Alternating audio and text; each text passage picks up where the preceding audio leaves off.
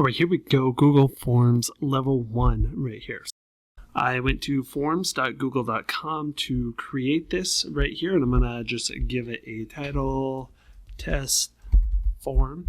And you'll see that when I click right there and up here, that changes the name. So it's no longer untitled form. So I do have to click up there as well. I can give it a description right here, but I'm just going to hold off on that for right now.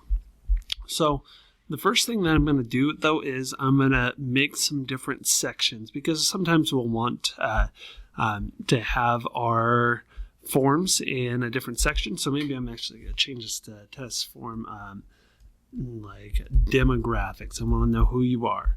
And maybe section 2 will be favorites. And maybe section 3 will be academics, something like that.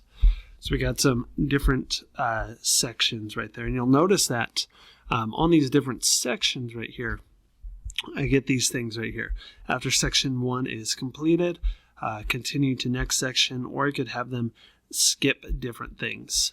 Another thing I could have them do is, like, if I do this right here, let's see, what is, and we'll do gender. We'll do gender, and I'm going to add male or female right here. Okay, and I'm going to make this one required, but there's some different things I could do. Like if I hit these 3 dots right here, I can go to section based on an answer. So maybe I want males to go to favorites and females to go to academics, or vice versa. So I could do some different things like that, branching off to where I want them to go. So there's a multiple choice question right there. Yeah, I do like to make it required. I'm just going to duplicate this one, though, and we'll say, I don't know, race. I'm going to give, because this one they could have different ethnicities. Maybe I'll go with ethnicities. They could have some different types right here. They could be multiple, so I'm going to do check boxes, and I'm just going to go A, B, C, D, E, F, G. We'll just do something like that. Okay, so for check boxes, this is, I want to give them multiple options right here. I'm going to go to favorites. We're going to try a different type right here. So let's just look at a few of these. A short answer, that means they're just going to write a few words or a sentence. Paragraph, it's going to be quite a bit longer. Multiple choice, they're going to choose one thing. Check boxes, they're allowed to choose multiple. Drop down, just like multiple choice, except it's in a drop down menu, so they don't see all the choices until they click that. I could ask them to upload a file. I can give them a linear scale right here, like do you love ice cream? I could say 1 is no, I can't stand it. I would die if I could never have it again. So they're going to be able to answer from 1, 2, 3, 4, or 5, or I could change these from 1 to 10 to kind of get to determine how well people love ice cream, or any other question like that. So drop down, yeah, I just add these different ones right here. Favorite drink, we'll say A, B, C, D, E, F, right there. Let's see, we'll go into academics right here. Let's add some more. Let's look at the other ones. We have this multiple choice grid right here, which allows you to say, like, let's see, Monday, you're going to have A, B, C, D. We have Tuesday, Wednesday, and Thursday, Friday. We'll say this is E right here. We'll take a look at that later. Some other question types, checkbox grid like this, except that they could check multiple answers. So you see now that I've changed this, so it could be like, I want to know in column A, which one of these would be Monday. So I click, maybe I'm doing some images, different things like that. You do a date or time or anything like that as well.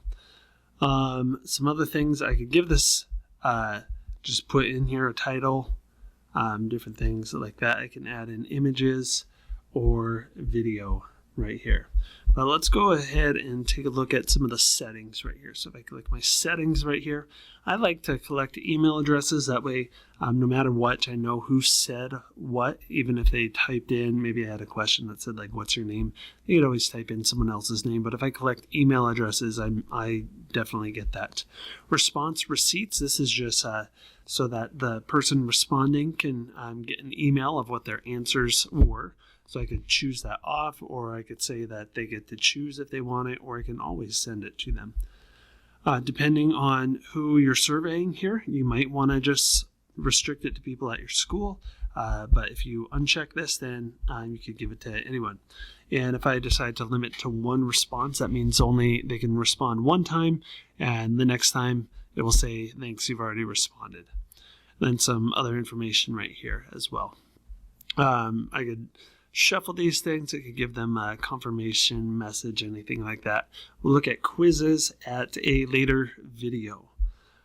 So I got some of those settings right there.